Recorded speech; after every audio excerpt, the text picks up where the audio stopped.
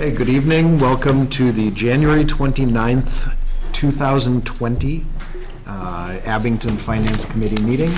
Tonight we are starting our annual round of meetings with department heads. We have three of our most attractive department heads here tonight. So we are getting going tonight with our IT department, our library, and our veterans department. That is our full agenda for the night, outside of our usual check on liaisons and correspondence and reviewing previous minutes. So, and Deb is correcting the date. Accuracy is always important to us. So we're going to get right to it. We have Wayne Norling, who is the head of our IT department here, our network and systems administrator, is your official title. Yep. Wayne, how are you doing? Good, how are you doing? Doing well. How is IT doing this year? Good. Some small challenges with the ransomware stuff out there, and always a battle. I've been noticing China's been attacking our firewall for the last 2 months, trying to get in, so. I can say from my experience at my work, the government of the Canadian province of Nunavut was hit with ransomware for their entire computer system. Oh, yeah? And it caused their hospital system to be offline for about a month and a half. Okay. So, Atlanta, Georgia just got hit recently. excellent job so. keeping them out. Yeah. So My budget's basically the same as usual every year. Nothing's really changed. Mine goes down, actually, yeah. But, So we are on, for those following here, we're on page 15. 15, yeah. IT department. So it looks like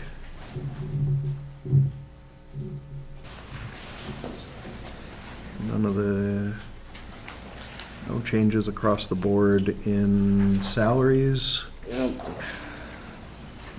And then expenses went down a little bit for, actually, they're gonna go down again next year. We just got our internet access lowered the price, so it's gonna save about $3,000 between the 4 accounts.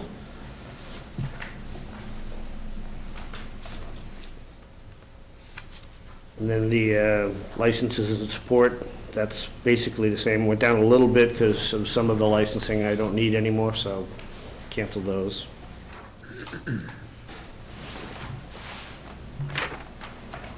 All the rest of them are basically the same. They are exactly the same. Not to complain, why did it go down? Which one? The internet.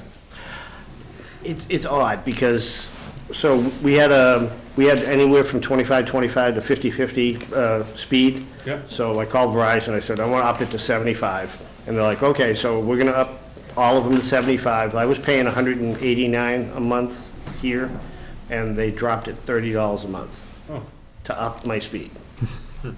And so they did it to all across the board, like every account. Good negotiation.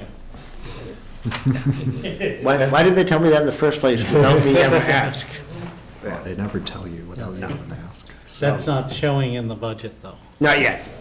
Yeah.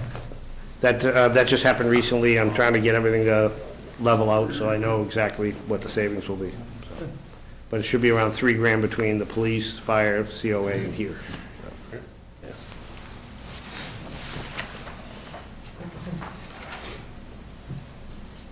Yeah, I think, and Wayne, obviously you can explain if necessary, but Wayne just alluded to the fact that IT actually handles all these software licenses, not just, for all the various departments, so you won't see it in the police budget.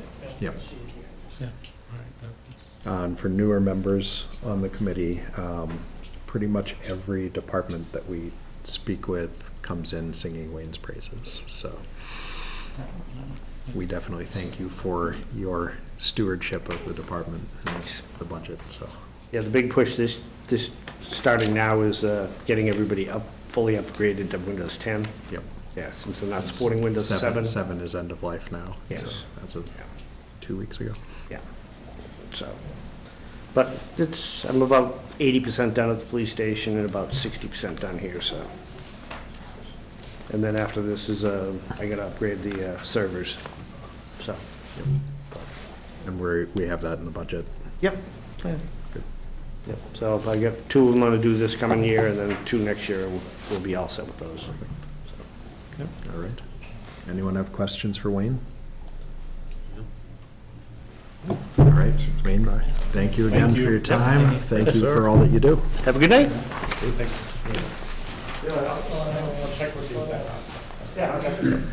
Next up, we have the library department. Fourth page. Page 14. Is it 14? Hi. Hello, let's see, we have a couple people I don't know. I'm Deb Grimmett, I'm the library director. Hi, Joe. And you're Chris. Yes. Hi, I'm Deb, I'm the library director. Being recognized already. No, 14 is town council. Right now. Exactly. Trying to find your budget. Okay. I have to find it too, so it's probably a good thing.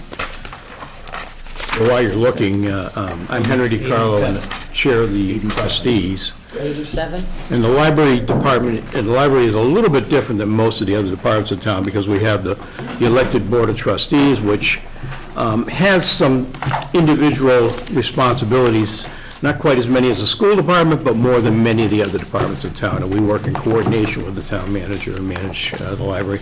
Deborah is our professional librarian, and before I go any further, I will second what you said about the IT support. I mean, saw you nodding. Wayne has been a huge help for us, keeping things going, and we have, people in there all day long trying to fool with our machines, the public-facing ones, so, that's a big job for him. I think, I don't know, it's been at least 25 years that I've come in and done this speech, so it's getting a little old now, but the library trustees are a 9-member elected board. They're the largest elected board in town. We have 3 of them that turn over each year, or that come up for re-election each year. And we've had, over the many years that I've been on the board, just dedicated people dedicated to the library, very little politics involved. It's been a great board to work for. And we'll be talking about less than 2% of the town's budget tonight, but we like to always think, and I sort of repeat it year after year, that we do more with that 2% in serving a broader section of the town than any other department does with it. Other departments do great jobs with certain segments, kids or sports or seniors or whatever, but we serve pretty much everybody in town, or everybody's available to us. So I won't take too much time. I'll let Deb do the real work here. And I'll turn it over to her. I will say to that, I just saw an article earlier today that in 2019, more people went to libraries than went to the movies. Our library is already armed and ready for you guys. Movies, sports, or something else. So there were 2 or 3 categories, so. And by the way, Deb, I should say, Deb is right now juggling a number of things, because she's working on a capital project with the new carpets, because the building is in its 24th year. Our new library is in its 24th year. She's managing a federal grant for archives of the historical collection. She's handling the CPA grant to redo the gardens, and all these things are coming out of sources outside of the normal operating budget.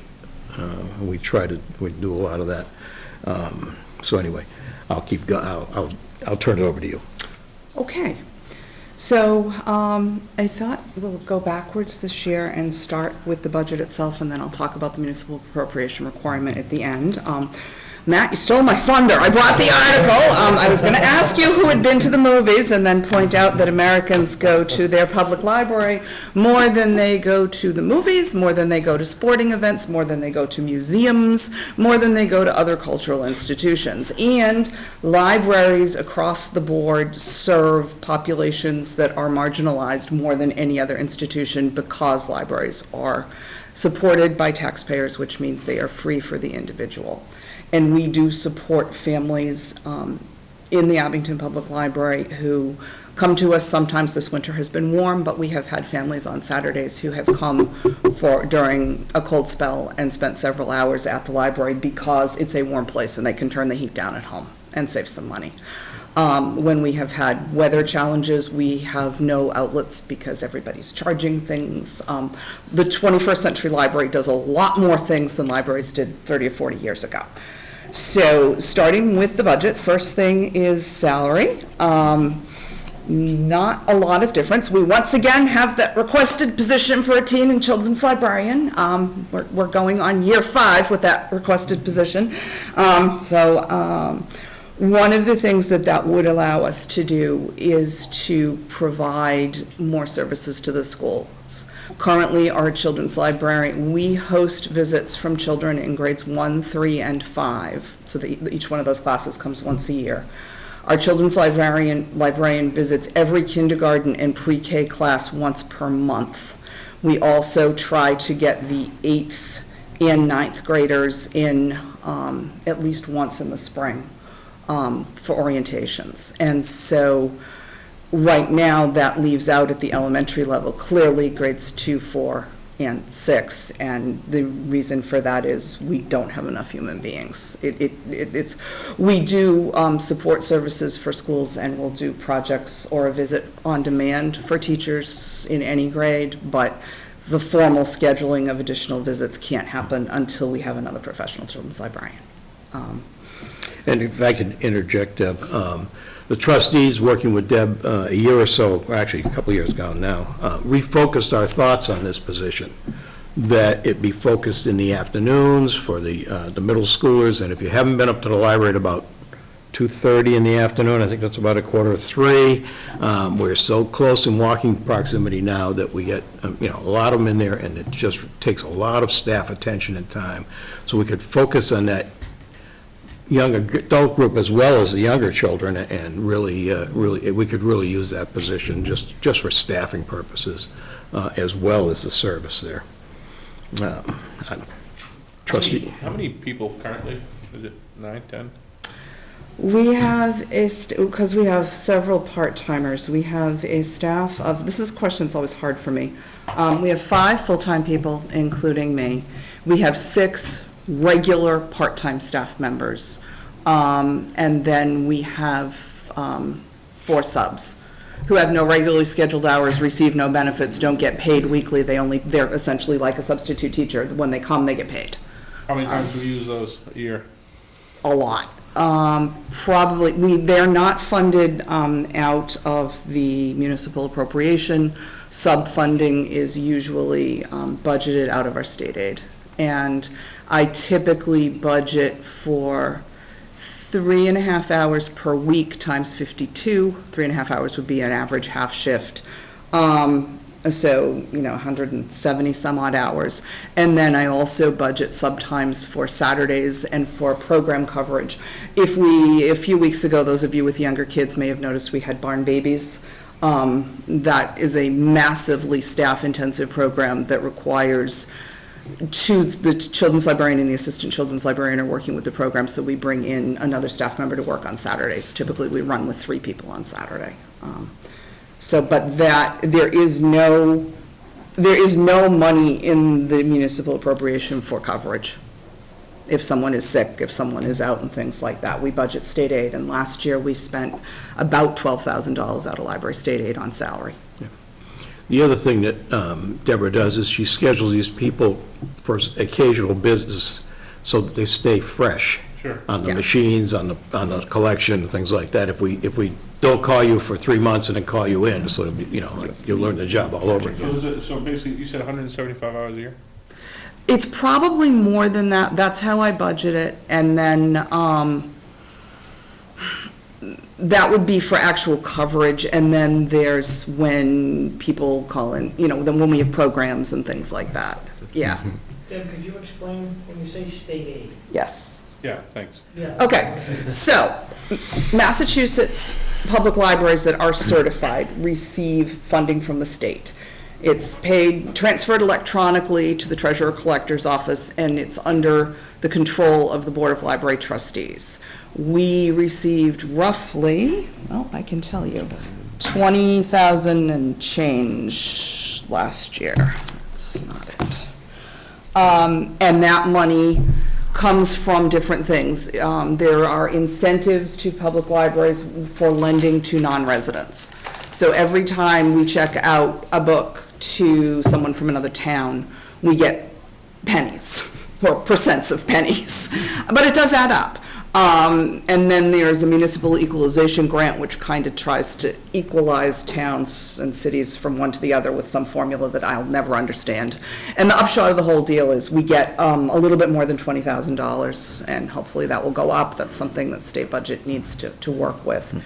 And that money we then use for salary, we can use it for books. The biggest thing that we use state aid for is, if you've really looked at our budget, you will notice that we are a public library, and while we have a computer repair and maintenance line, we don't have a computer line.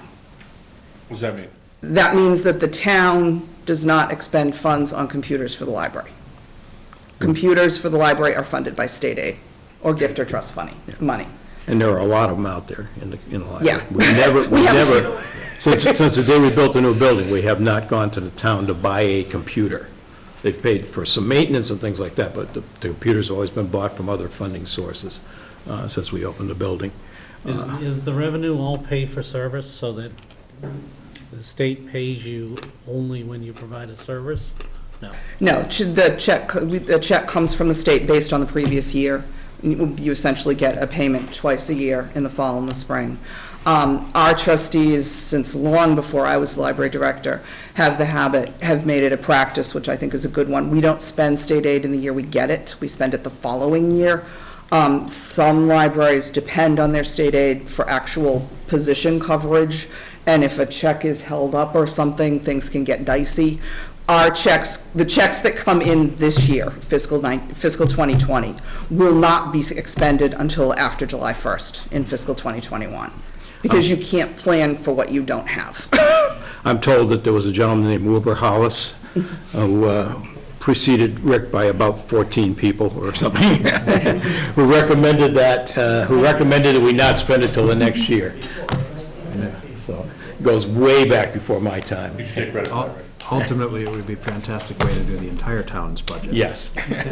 Well, we never really know what it's going to be, so it's very difficult to Would be budget great. it. Yes, Very absolutely. difficult to budget. So, sorry to keep on that, but so you can take that state aid money and spend it to whatever you want to spend it to?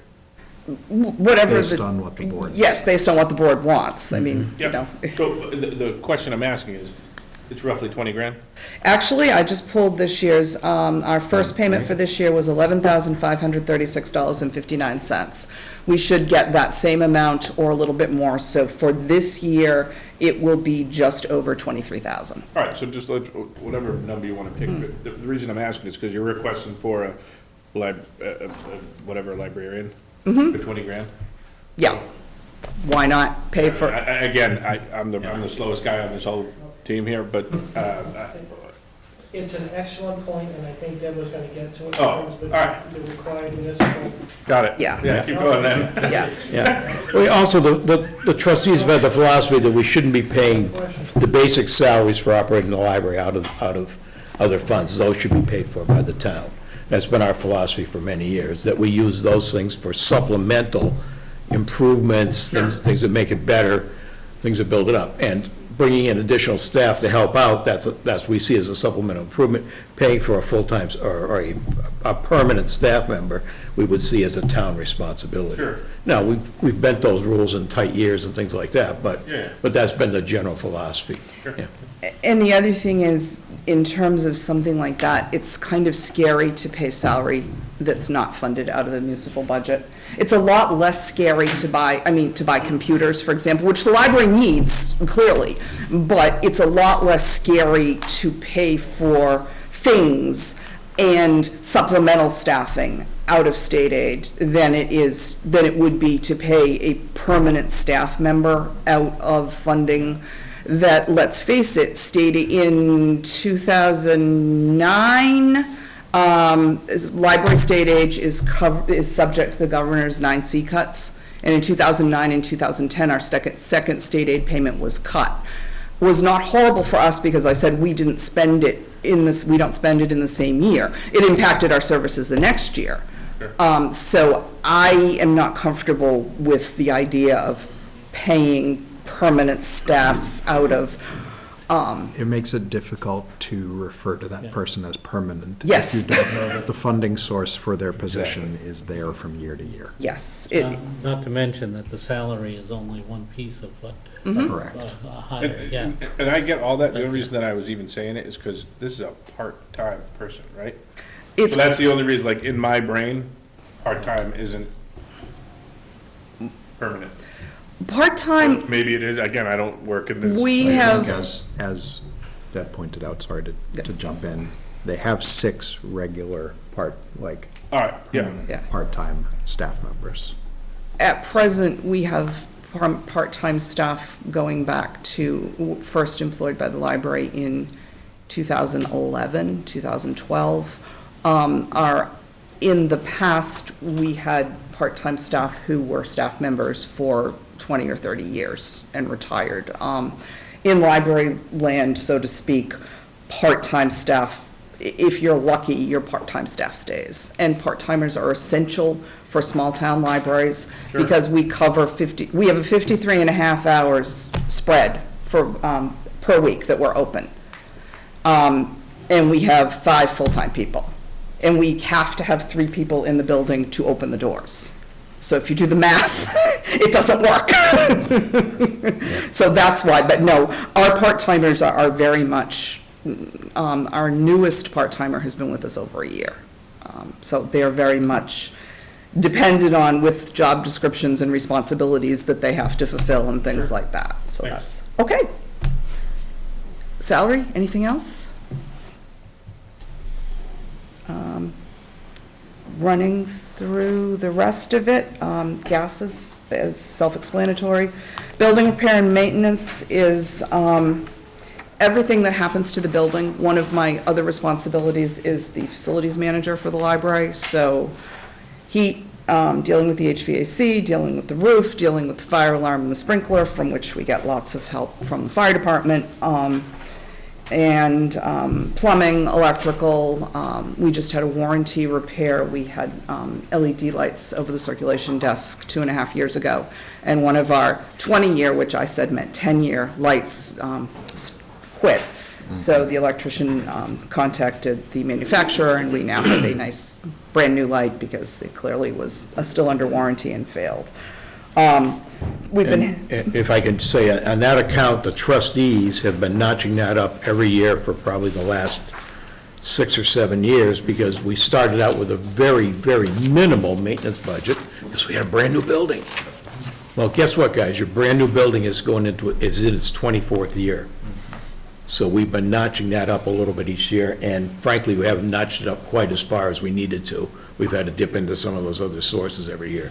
But you'll see us probably doing that year by year, because we want to maintain these buildings. I mean, it's 20, we're going into 25 years, we want it to be 50 and 75, and you need to maintain them to do that. You know?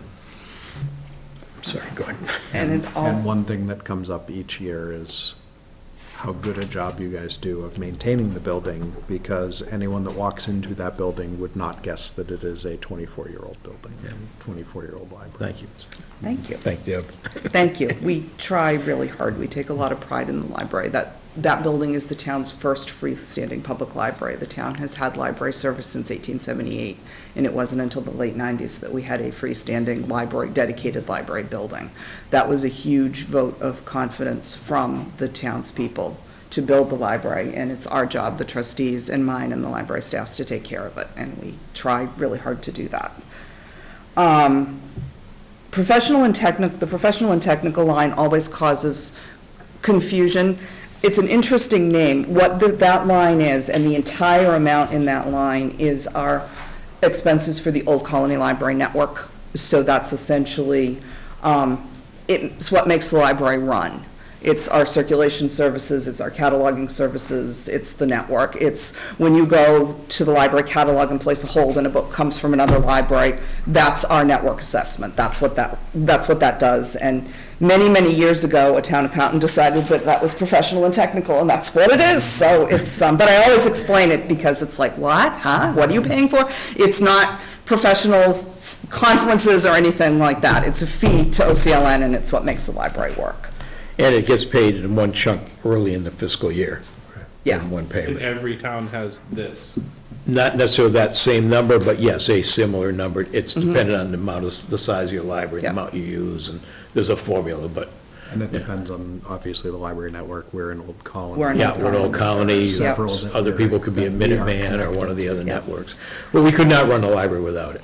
That's our background, our computer service. That gives you access to the other 28 cities and towns and, you know, I mean, and all the other, Sure. everything that we do. So it's well worth the money that we pay for it, but it's an unusual accounting thing, and it's an unusual way of paying it, because we pay it in one chunk. Interesting business. Yeah. I'm OCLN's president this year, and I've been on the executive board for a while, and I will tell you that the budget formula is complicated. It involves net lends and net borrows on anything and everything that we lend and borrow, and it includes, that is also where the library's telecommunications come from. The library's accounting computer and our HVAC computer are on the town network. All of our other computers are on OCLN. So that's all of the telecom for the library, is, except for those two things. And then our Wi-Fi, which Wayne is going to help me with after the carpet, Wi-Fi is on the free Comcast drop. The Comcast provides a free drop for public libraries. So that is really not on, and that's why, and that is isolated because that is an unsecured network. That's the patron Wi-Fi. The patron Come in with your Wi-Fi. laptop or your phone. So because that's an unsecured network, we don't want it on our network. Wayne doesn't want it on the town network. So it's its own thing. And it's used heavily. Heavily. And we're looking for, Who uses it? to do a little upgrade. Who uses it? The Oh, unsecured network? People Anyone that comes in come in their laptops and live in there. People go, you know, come in with their phones and hook onto it. People come, I mean, it's usage just goes up and up and up. Yeah, it's used, I mean, people, the small study rooms, we have much faster Wi-Fi. We have people who will come in and request a study room and do, if people who work from home will do a video conference from a study room on their laptop, because they can close the door and they can be on the phone and whatnot in there. Students, any child who has a school ThinkPad hits our Wi-Fi if they come to the library after school, which can be 35, 40 kids at a time.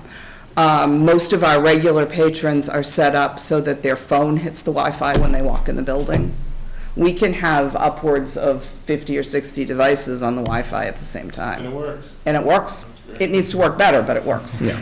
It's getting a little old and slow, yeah. but it works. Who was it again that you said provides that? That's the Comcast drop. Yeah. So that's so the telecommunications part of that is the Comcast drop. And then, And that's a free drop that is provided each of the buildings in town for that. And we purposely went to that service to keep it segregated from the other services. Yeah. The rest of the lines are fairly self-explanatory. Tech supplies means anything that is used in a technical manner in a library. Again, this line was named a long time ago. So it's a physical library card, it's labels, it's barcode labels for books, it's book covering, plastic book covering material, tape, all that kind of stuff. That's what that line is. And that, the supply lines, I budget it, but like some years we go over, some years we don't, some years we're under in things, and you just kind of try to make the supply lines balance at the end of the year. As we've gone to LED lights, custodial supplies are not necessarily always as expensive as they used to be, which is nice. We're not paying as much for light bulbs. And then the last big line is the books and magazines budget. And that's books, audios, videos, ebooks. It's, for those of you who use ebooks, it's Overdrive, it's Hoopla. It's ebooks it's audio, physical audiobooks, magazines. Essentially, if you can borrow it from us, whether it's physical or whether it's digital, it came out of that line. Okay, so that's what we spend it. They can borrow digital books? Oh, yeah. Oh, yeah. How do you do that? Just log on your phone and You wanna check out a see? book. I can show you literally right now, because I oh. do it Very slick. constantly. Wow. I mean, we also have DVDs and CDs and things like that, but most people are just logging on and downloading the book. Most, My Kindle. all the time. Audiobooks. most, Audio You guys books. said- Wow, so For I, your car. most of my just never commute think of- for the entirety of 2019 was through audiobooks Yeah. through either OCLN or one of the other networks that it connects us to. Yep. So, In, If my wife and I take a road trip in the summer, we always download a couple books, play them in the car as we're going, you know? Yep. Listen to them. I never thought of doing that. in 2019, calendar 2019, our physical circulation was 78,064 items. So that's physical things that you walked into the library, picked up, and walked out with. what was that number again? 78,064. Our digital circulation was 15,541. So that's stuff that people downloaded. Which is close to one per citizen in this town. There's about 16,000. Then it automatically goes back and everything? Oh, yeah, it You don't have returns to return itself. it? Mhm. Yep, 15,000 what? 15,541. Cleans that up, right? Yep. Yep. And then I didn't break out, there's other things that go into that, interlibrary loans and stuff like that, which get added to that. Our total circulation for calendar 2019 was 106,747, which is up by 4,700 over the previous year, over 2018. How much higher is it again? I'm sorry. Just about 4,700 higher than 2018. Libraries are used, and your library is used heavily. And digital circulation is a good chunk of that. And there are plenty of people who come in and want a book as well. So question on that. Yes. It's not really budget related, but sort of is in how you break down between what you purchase, ebooks and things versus physical copies. I would assume that each year the digital is probably increasing. Yes. Is the physical decreasing, remaining the same, increasing? I think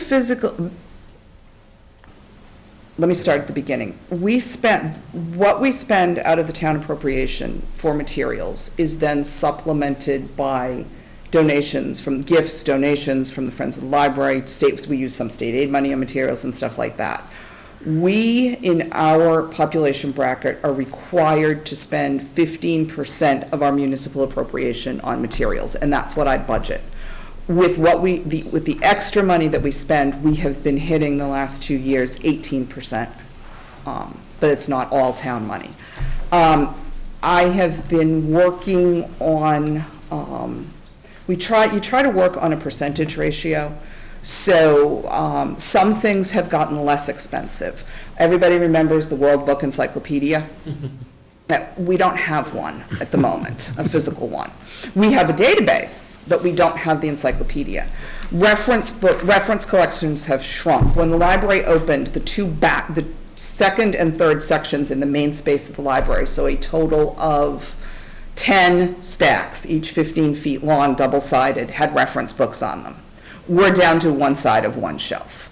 So we don't spend anywhere near as much money on reference books as we used to.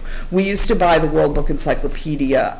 We had one in the children's room, one in the adult collection, and they were on a rotating schedule, so we replaced them every 4 to 5 years. We have a subscription now for the World Book. You can log in and look at it at home, or your kids can at 2 in the morning if they want to.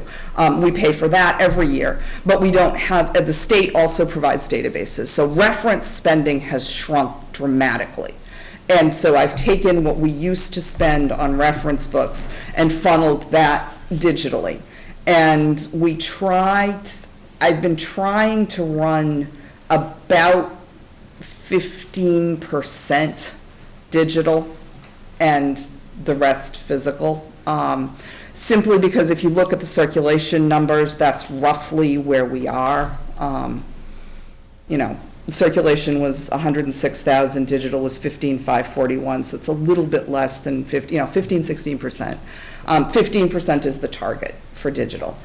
And then everything else physical, we tend to run between 36 and 38% children's and teen circulation, and in terms of physical materials, and the rest adult.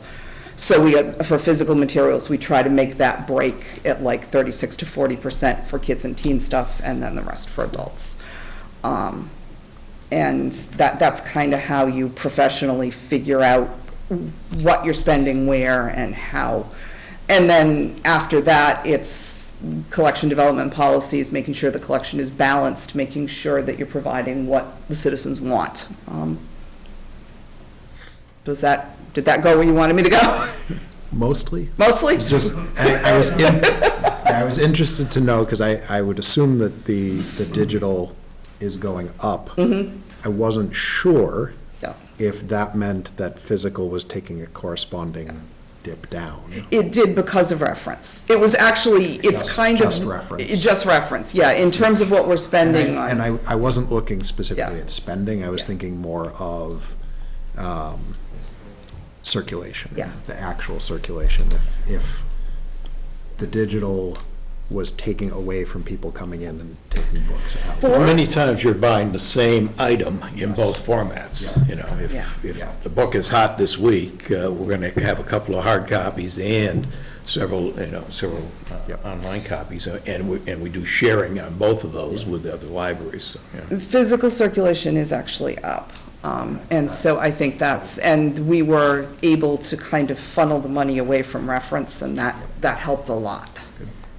The timing of that kind of all worked. Nice. Okay. So I mentioned state aid and state aid requirements. So you have 2 new members. So I'll do this quickly.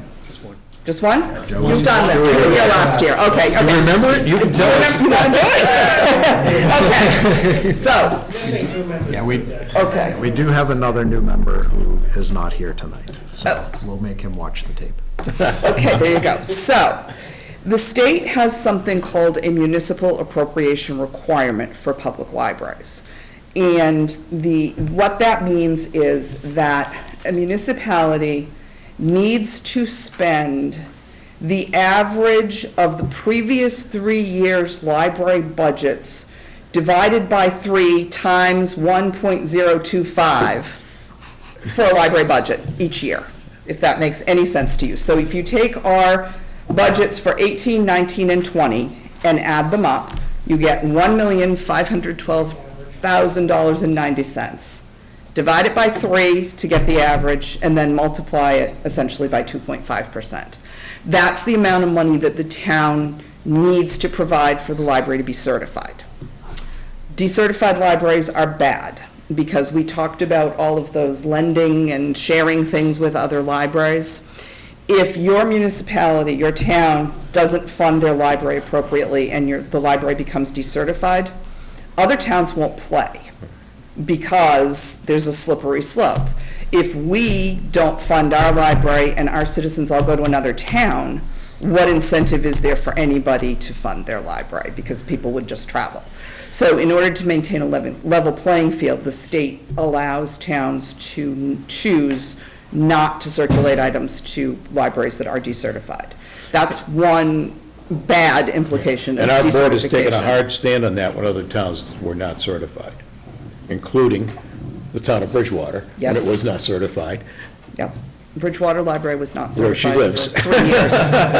And we would not circulate things to anybody from Bridgewater with a Bridgewater card. And if you don't take a hard line on that, Yeah. So there are, in addition to the municipal appropriation requirement, there are other factors that go into a library being certified. One of them is your materials expenditure. I mentioned that 15% of our budget is, 15% of the budget is planned for materials. That's based on population. We're in a population group of 15,000 to 24,999, and 15%, that's the amount. It goes down as population increases to like 14, 13%, and it goes up as population gets smaller. So little tiny towns have to spend like 17 or 18%. Because the idea is if your town is one of the little tiny towns in Western Mass, it's not open as much, so you're not spending as much on staffing and things like that. That's one item that the town must meet. There are also requirements for the number of hours that you're open. For our population group, we have to maintain 10 months, essentially. For us, 9.5 months. We choose to go from Labor Day to Memorial Day, and we have to be open at least 50 hours per week. And if we fall below that, we can be decertified. There's one accommodation level now, there used to be two. We're open 53.5, and the only change we make for hours for the summer is from June through Labor Day. We close on Saturdays. And we don't do that because we want to. We do that because budget-wise, it's hard staffing, Saturdays is an expense, and library usage patterns, we can go from a day where we have 300 to 400 patrons in the building on a Saturday in February, and once we hit June, we're down to less than 100, and it's not economically sustainable. We just don't have the budget to do it. And it makes me sad because we have patrons who really want us to be open on Saturdays, but at this point in time, it can't happen. And then the other requirement is for towns in Massachusetts with a population greater than 10,000, the library director needs to hold a master's in library and information science from an American Library Association accredited library school, which I do. Could you pull like an hour a day out of all the other days to open up on Saturday? Like, I don't know if you say open up at 8 and open up at 9. I'm only asking, again, I don't even know what the hours are. It would impact staff shifts if you do that. You see what I'm saying? You can't give somebody an hour, staff like an hour a day off to then So- work on Saturday. Picture with your own business, if you told people to not work the last hour of the day and then come in also on Saturday, but work Monday through Friday, just 1 hour less, and come in Saturday. Probably wouldn't go My over. business is definitely a little different. So- Yes, I already tell everybody to do that. And these are union employees, too. Yeah, so that's what again, I just didn't know if maybe that would help you get your Saturdays. Yeah. Well, I mean, we do, right now, I think that the formula is working, and we, All right, you know, so it we're, looks like it, good. and we are open Saturdays from the week after Labor Day through the middle of June, and that works. And Some of those summer months when traffic drops way off. And I will say that, because some of you may have seen the sign downstairs that we're going to be closed for 2 weeks for our carpeting project. Thank you very much for the capital funding for this year. We appreciate that. The Mass Board of Library Commissioners allows and encourages closing for renovations and improvements because there's state money in that building too, and they like to see buildings maintained. So closing to have the carpet put in is, Doesn't impact this formula. it doesn't impact, this won't impact our state aid.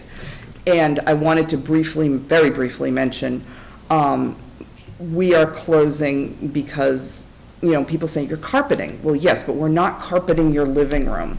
We have 66,000 books in that building. We have professional movers coming, and approximately 47% of the collection is going to be boxed and moved. The rest of it, while we're closed, the staff will be standing on stools and draping and taping the stacks. Then, when the carpet gets ripped up, we will be getting rid of all the dust. And then carpet will be laid, books will go down, stacks are being moved. The tall stacks in the back and stacks that are attached to the walls, they're carpeting around because the tall stacks in the back are anchored into the steel of the building. And I think that would probably have added like 30 grand to the cost of this project. So we're cutting around those. But all the low stacks and all stacks in children's room, the books are being packed, professionally moved. And then when they go back, library movers are wonderful, but if you can't find it, you can't own it. And having lived through moving the library here, I will tell you, when the books go back on the shelves, they are not all going to be where they're supposed to be. This is a massive, massive project. And we are also closing for liability purposes because we have a lovely open floor plan which works beautifully for the library and when the library is open. And the first thing both the carpeting and the moving contractors that we got quotes from said as they were walking through the building is, you can't be open because some child's going to get hurt. So that's why we're closing. And the staff will be working very hard. I could not imagine a way that you could recarpet that building and stay open at the same time. No. We will provide some alternate services. People will be able to pick their books up over at the Rockland Library. The digital stuff will still be available. People, so while the building is closing, the library is not necessarily 100% closed. And, that's the advantage of having a virtual I'll show presence. Greg how to do the digital. Our reference librarian, Sarah, does device advice workshops, and she also will do device advice individually on demand, and come in, make an appointment, come in, and she will gladly show you how to I think borrow. my kids can probably show me. That's also very possible. Most They of actually do it, but I just, in my brain, when I want a book, I buy it from Amazon or whatever. I just never even think that I can get it for free. Yeah, you can, Never even thought of it. yep, you can. No, it's phenomenal. And, Literally and never thought of it. like I was saying, we are part of the Old Colony Library Network, which I think you said was 28 Yes. communities. Yep. We're connected to, is it 7 other networks? Yes. Including the Boston Public Library and several other, many community networks. So any book that I'm looking for, I can almost always get. And we have Hoopla as well, in addition to Overdrive. Overdrive is a one-book, one-user model, so you may have to put a hold on something and wait for it. Hoopla is instant gratification.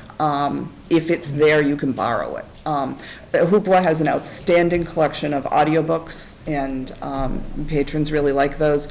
One of the things that we found when we worked with the 8th graders and the freshmen last year was a massive increase in borrows digitally from the kids. And we know a lot of our books are borrowed by people who take the commuter rail. Yeah. A lot of them are borrowed by those folks. Does anyone have questions? And just one question, it's really not budget related, just curiosity as a new person. Is there any connection to the school libraries? I'm so glad you asked that. Yes, we work with the school library. The school department, the librarian is located at the middle high school. And they have a new librarian this year. We worked with the previous librarians on trips for the middle and high school kids to come over here. We've worked with them on joint projects, and our big thing we are working on jointly with the schools and with the Dyer. We're actually having a meeting at the public library with the librarian from the Dyer and from the schools, is we are jointly submitting the yearbook collection to the Digital Commonwealth. The public library, we are doing 1956 forward, which is when the library became bound in the then Green Years format. The Dyer will be submitting 1955 back, which at that point, it was a literary magazine, and the June issue was a yearbook. The Dyer will be submitting those because that's more their purview, and they have more of those older yearbooks. The high school library will be filling in the holes with what they have in both of our collections. And I will say for the public, if anybody has a 1999 or a 2017 yearbook, come see me.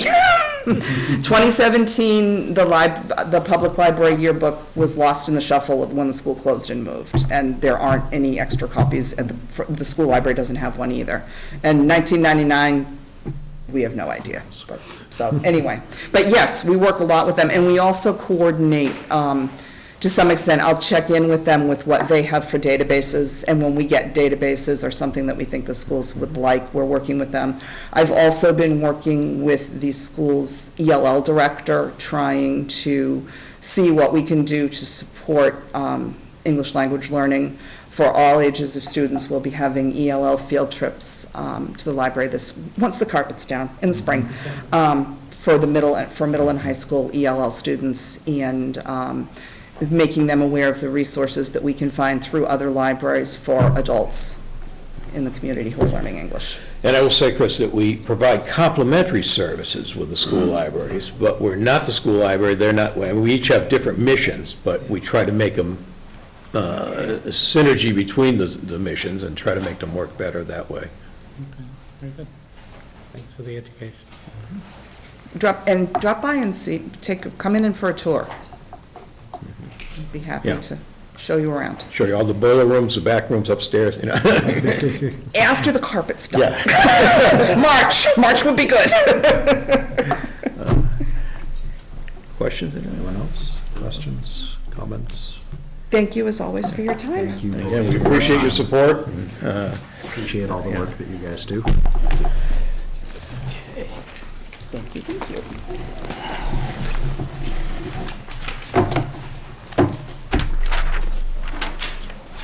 The bridges have to be Thank you.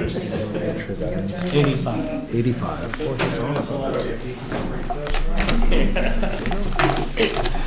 How are you? This cover sheet is an explanation of when my increases are requested.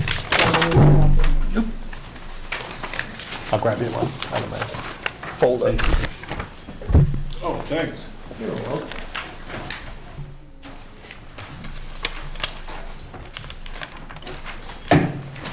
You got that? Thank you. So next up, for those at home, we have our Veterans Agent, Tom McCarthy. Tom, welcome. Thanks for Thank you. coming. Thank you for having me. Tom is the Veterans Agent for the Abington and Whitman combined district. Right, I'm the director for both the Abington and Whitman Veterans District. Spent all day today in Whitman, about 4.5 hours going over budgets and reducing them. Although I was the big winner, I got a 22% increase because of the need. I've been on for about 7 years now. And over time, I've noticed, actually, most communities on the South Shore has noticed the aging population of our veterans and a greater need. With the cost of healthcare going up, we had a big increase in one of our reimbursement issues this year, which is the Part B Medicare, was a significant increase this year. We were mandated by the state to force people under a certain margin, $1,720 a month or less in income. We're forcing them to do a mass health buy-in, which would cut that $144.60 a month out of our budget per client that receives Medicare Part B if they're accepted into the mass health buy-in. This is the first year that we can actually force our clients to buy into the mass health buy-in. And they're given 3 months to get that completed from the 1st of January. Or we won't support their medical coverages if they're accepted and refuse it. That's one of the biggest changes this year, with the exception of the growing population of aging and more sickly veterans as they age. So the first item here is the education and training. If we're not certified as veterans agents, we're only entitled for the municipality to receive 50% refund from the state annually. If we're trained and certified, we take our test every 3 years and pass, then the towns are entitled to 75% of what we spend in veterans aid and a couple of other line items that we're entitled to get reimbursed from the state by. So I passed my test. I got a 98 again this year, so we're good there. I did it online. I didn't go out to the training this year. I did it online because of my wife's health, so I was given a waiver to be able to not have to travel out to Leominster for a week. That's not a bad. Yeah, it's repetitive every year, so. What'd you get wrong? A couple of simple things. Are all veterans, all Vietnam veterans considered exposed to Agent Orange? And the answer is no, because they didn't use it the first 4 years of the war. So, the Chapter 115 aid, we're looking for an increase there because we came in over budget last year, and we're looking to alleviate that this year. So we're looking for a $62,200 increase in the direct veterans aid budget.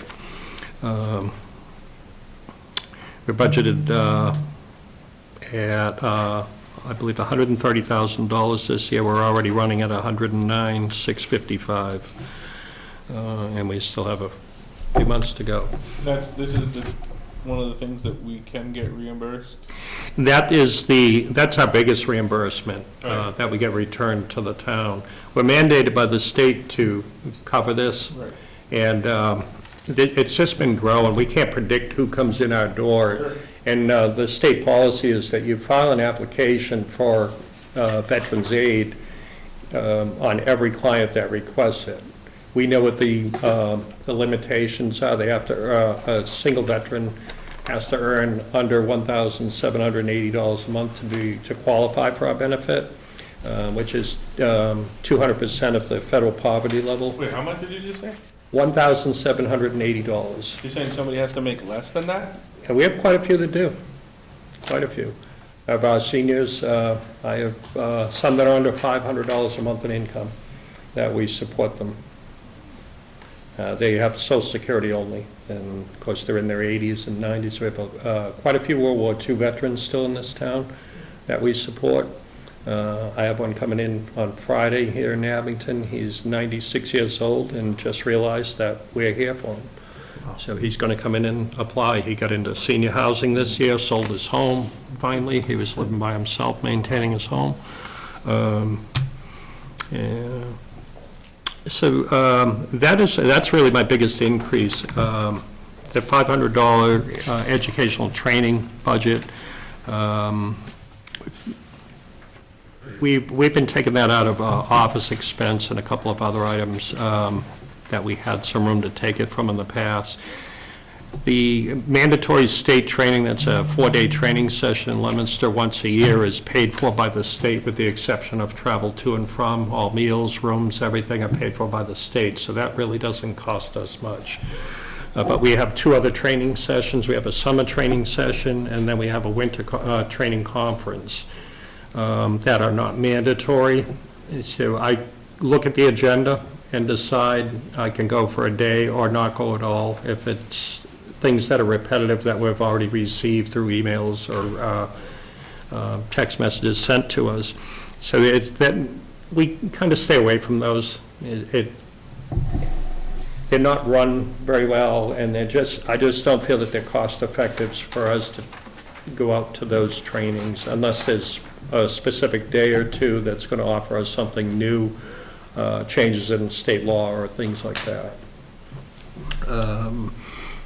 The telephone budget, we just recently received a cell phone for my assistant Jackie Figgins here that works mainly out of the Abington office. The Chapter 115, and then the care of veterans' graves. We have a veterans lot up here in the cemetery that members of the VFW, the American Legion, active members from the town, they can be buried there at no cost to the veteran and a spouse. And we maintain that with the help of the American Legion. They oversee when we have our contractors come in to do plantings for Memorial Day. I provide them with a flag for the flagpole there that comes out of my veterans parade budgets. And then the only other increase, that we're looking for a $200 increase to that, just because of the cost of the plantings that we do. They've risen a little bit each year. I don't think last year we spent all that money, but we didn't buy as many plantings last year. And then the 2% agreed upon annual increase in salaries. How many people work for you? 1, part-time, 19 hours. Okay. Yeah. I work 35 hours a week. I'm mainly out of the Whitman office, and I see a lot of Abington residents daily, writing a lot of VA claims. The more VA claims we write, the less likely we're going to have these veterans coming in looking for the Chapter 115, which the town puts up 100% up front and gets 75% back, so they're still on the hook for 25% of that. So we force people to go ahead and apply. If we feel they qualify, we have them apply for Social Security disability, Social Security, SSI, Social Security insurance, state supplemental insurance, we try to get any alternative funding to improve the quality of a veteran and their family's life. In some cases with service-connected 100% disabilities, we get their children 100% paid for their college education. If they have a service-connected 100% disability, we just had one here in Abington. We fought the case for about 4 years and finally won it. He has a son going to the University of Chicago in an engineering program, 100% paid for. Because we filed the claim 4 years ago and he was, it was approved last year, and his son was in his sophomore year, they actually reimbursed all his college loans for the freshman year. They paid the sophomore year, and they'll pay for the rest of the school, and he has one going to college next year and another one the year after that are in the high school over here now. So it really helps with these children coming out of college with no college note, going to great schools. I have one from Whitman, went to Brown University, 4 years undergrad program, and came out with not a penny owed to any funding or anything. That's fantastic. And there's a lot of benefits that we administer and guide people through that unless you're a veteran that's been in the system for a while with the Veterans Administration or with the state Veterans Aid programs, you would have no clue all the benefits you're entitled to. I just worked with the assessor's office downstairs, and we came up with several veterans, widows of veterans and widowers of veterans in town that qualify for the 22D real estate property tax exemption. And that's if the spouse, if the veteran died of a 100% service-connected disability or presumed to be the cause of their death, and it's supported by a letter from the Veterans Administration, their property taxes are 100% exempt and reimbursed by the state to the town. In some cases, we have people that they're in that situation and didn't know about the program and they were behind in their taxes. Now the town can be assured that they're going to be able to collect that tax without the owner of the property having to pay out of pocket. And we have one sizable piece of property here in town saving the widow $16,000 a year in property tax. A couple of points if I could. Number one, Tom really does a great job of getting people to federal benefits rather than, off of Chapter 115. And that's obviously a huge, huge plus for the town. I hate to call people lazy, but it's easy to just keep people, let them stay on town benefits without finding alternatives, and that gets very expensive very fast. So Tom's really diligent about that. Second point is that for those of you who haven't been around that long, I think it was about 4 years ago when my counterpart in Whitman and I set up this region. The town, both Whitman and Abington are of a sufficient size that we would both be required to have a full-time agent. That is not applicable if you have a regional. So although it's only about a half-time position we're saving between us, you still have benefits, et cetera, that you're saving. But the other benefit is that, as Tom mentioned, Abington and Whitman veterans can be serviced at either location. And that has been a big plus. Accessibility is huge with a veteran. They generally come to you on the worst day of their life looking for, in their opinion, the worst day of their life looking for some type of assistance. And if we get people on federal benefits, it improves the quality of their life much greater than a state aid program. Last point I want to make, though, is that right now, the recommended budget by me and Sue is about $165,000 in benefits aid, and that's based upon how the budget is tracking to date. That's a conversation we're all going to have as we get closer to town meeting, based on the tracking and based upon his, his clientele, numbers of clients. So again, that number is subject to move, as it always is. I don't want to get Tom to get nervous. And I can share for One shot's newer background members. makes me nervous, that's about it. Newer members on the committee that over the years, it's been very difficult because the population of veterans in the town is always changing. And the number of people that we have on benefits it fluctuates regularly. People move in, people move out. It does. People come on benefits and off of benefits. So it's a very difficult budget to predict because of that. A lot of times we take in a brand-new client who is basically going to survive off of the Chapter 115 benefit, and the first thing we do is, by going through their income and expenses, they have to provide us with 3 months of bank statements, so we can't process them. So we can see the trend in what they're spending as opposed to their income. We see what insurances they're paying for, that we know that there are free programs because of their income.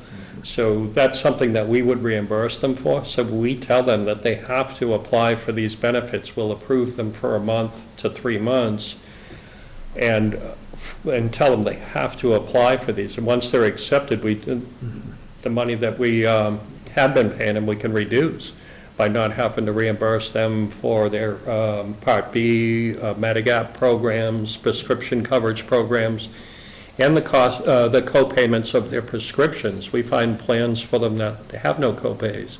We reimburse that monthly as well as a medical expense.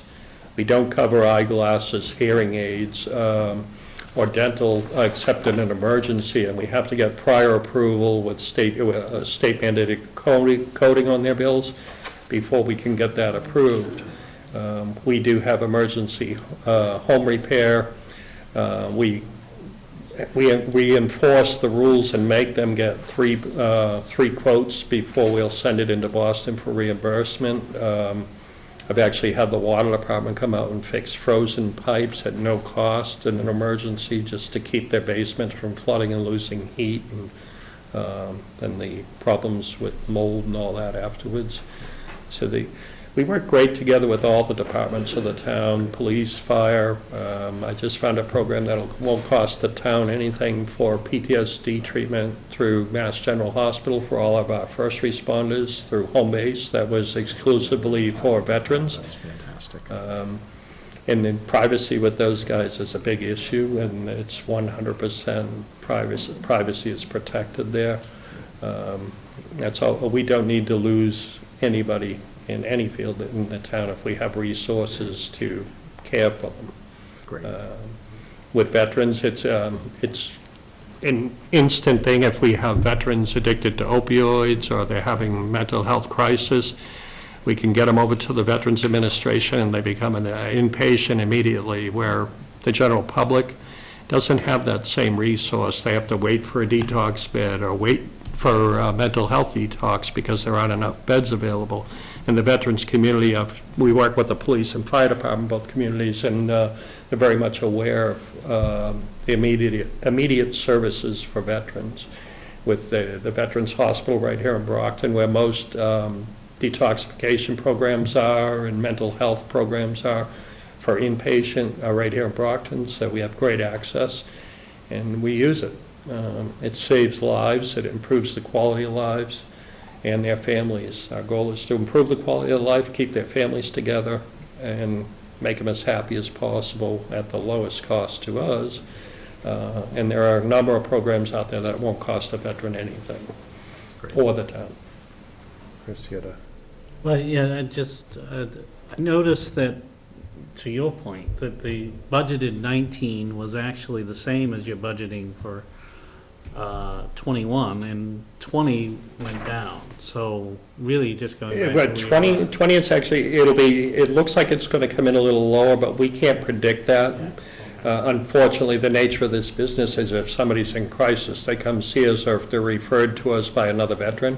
And we do hold a senior breakfast, a community breakfast at the senior center the third Wednesday of every month at 8:30 in the morning.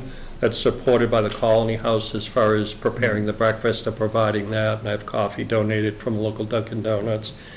And what we do at that point, at that breakfast, is explain to all citizens of the town, and because other Senior centers are much smaller, they come in, and they learn about the lower cost or no-cost insurance programs that puts more money in their pocket they're going to spend in town on taxable goods and services as well, so it benefits the town as well as the citizens. That's great. And it's basically informing them of what's available for them. Information is key in any business. Does anyone else have questions for Tom? Questions on this budget? I was just wondering, Tom, about, so you're saying that you have to be trained and certified each year, but. By the state of Massachusetts, Yeah.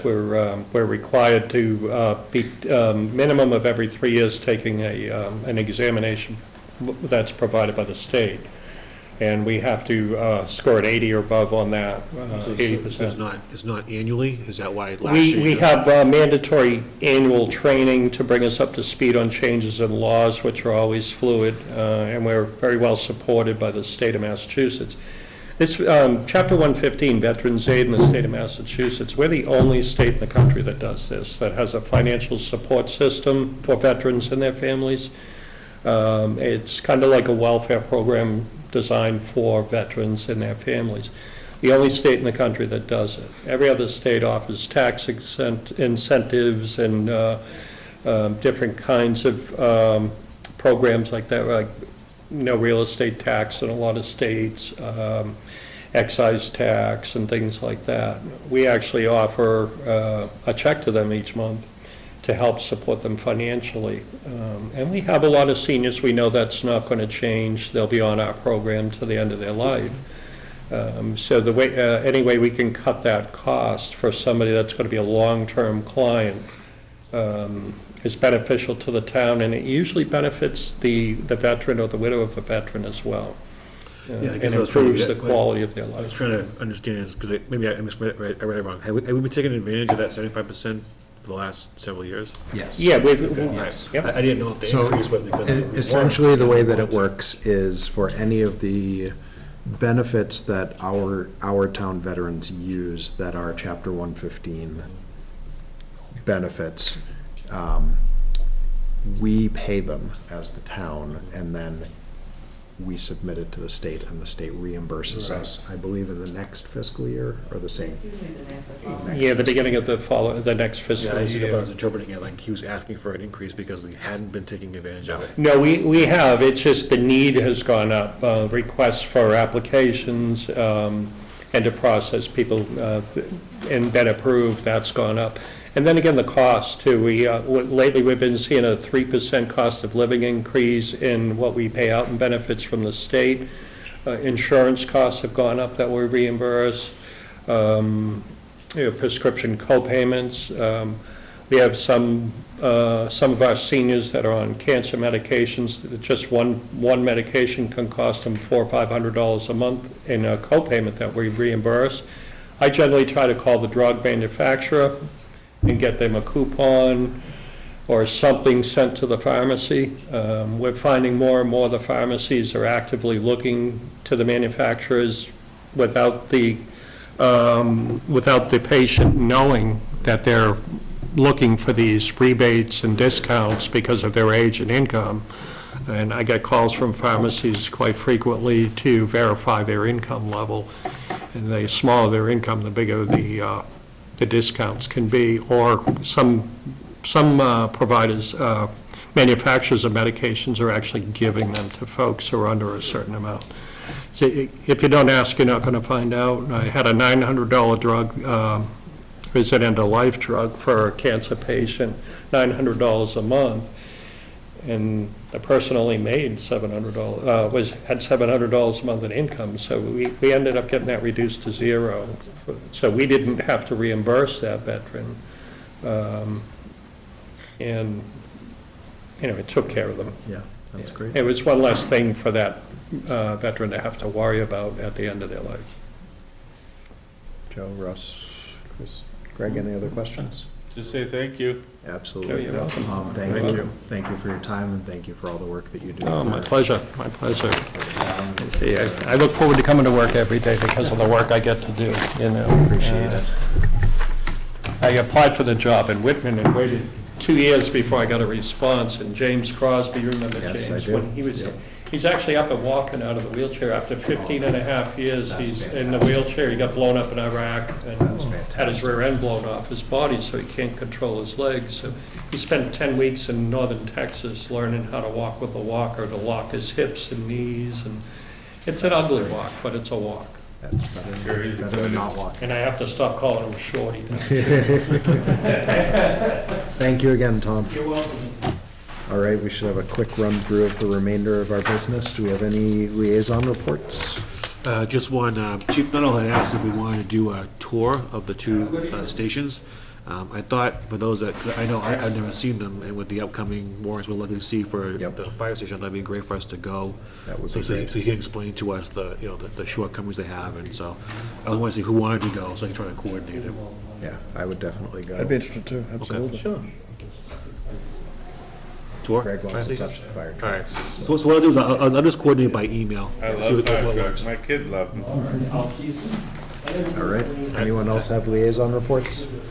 I have to say, just as a person who's been doing this for 21 years, the tours of the departments are the most learning experience you'll ever have. I mean, you can see it on paper that they need a new fire truck, but when you go and you see the fire truck has no floor, has nothing, everything's rusted out, you say, oh, yeah, they really do need this, but I think it's important and to to see. see the workings of the departments is fascinating. Definitely. Okay, I'll coordinate that then. Thanks, Joe.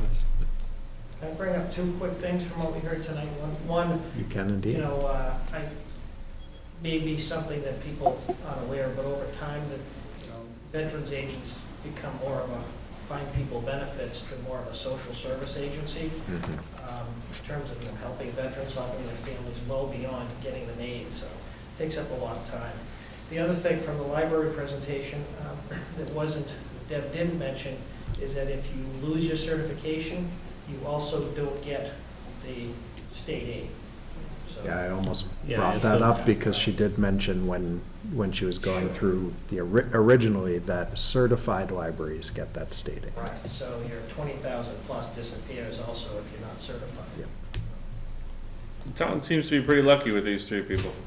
Town's done very well with the three departments we've had in tonight. Yeah. And I was gonna ask you, that the reimbursement for that comes through the veterans' benefits on the revenue? So if he's got 135 in the budget, or, you know, he said it's 109 through whatever period we were at, we would expect, now we gotta get the fiscal years right, that's fiscal year 20, so fiscal year 21, we should be getting a benefit of about 75% of what he's paying out this year?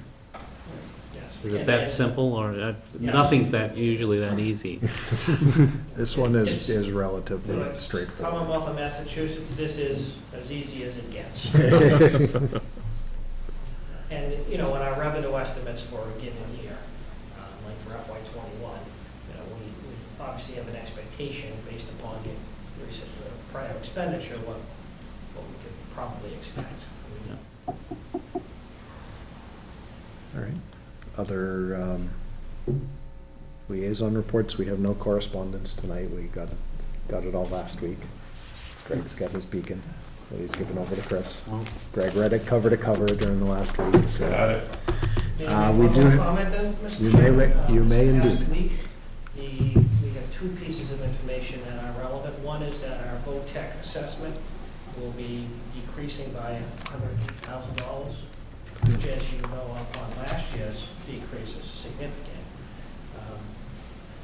Obviously, that's because the student population that we have is gravitating towards our own high school, middle school, and high school, which we all knew that would happen, so. Yep. So that's going to have an impact, obviously, on that budget, but, you know, conversely, it obviously may have some impact on what The rest of the budget. budget might need to look like for the school department ultimately. Yep. The second piece is that the governor's proposal for local aid, he announced this past week. We have the preliminary cherry sheet. It does look very good for the town. It looks, you know, our leap of faith a couple of years ago with full-day kindergarten seems to be coming home to roost this year, a little bit more. It's premature, our financial group is meeting at the beginning of next week, so by this time, next week, we hope to give the finance committee a picture of what that looks like. Updated Yes. Yes. cover sheet and budget Correct. estimate. And again, Excellent. as you know, this is only the first step of the budget process, the state budget process, but still, something that you should be aware of and how it may impact us going forward. And that's all I have, Mr. Chairman. We appreciate that. We do Yeah, I have, would recommend holding, I was because going to say, we do have meeting minutes from last week. We only have 4 people here who were at that meeting, so we're going to hold off and vote on those next week, when we hopefully have less people hit with the flu and more people here at the meeting.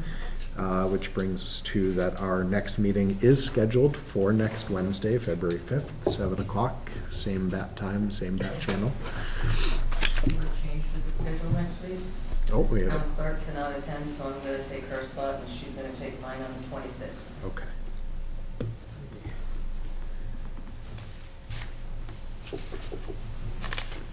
You'll email after the schedule.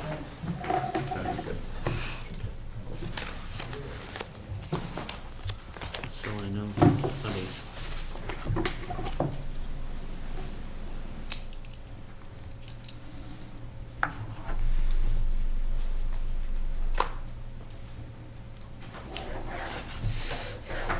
Said Wednesday the 5th, Yes, 7 p.m. that's correct. All right. With that, that concludes our business for tonight. Do we have any motions? Any Motion to adjourn? There's a motion to adjourn, second, which I don't believe actually has to be seconded, if I remember correctly. the adjourn, yeah. It does or does not? I just put in, meeting and seconded, I don't put in names for that. Any discussion? Without any, all those in favor of adjourning? We are adjourned. Thank you very much.